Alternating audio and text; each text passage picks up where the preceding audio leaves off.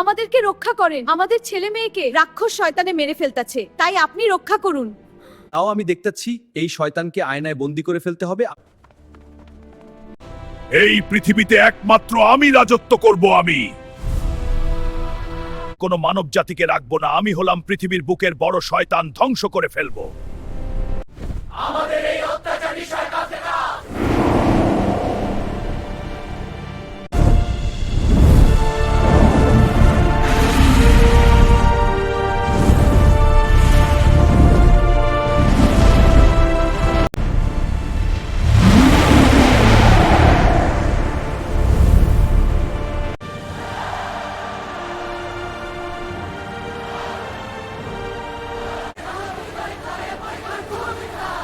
এই শয়তান, তোকে আমি বন্দি করে রাখবো, তুই আর বাহির হতে পারবি না।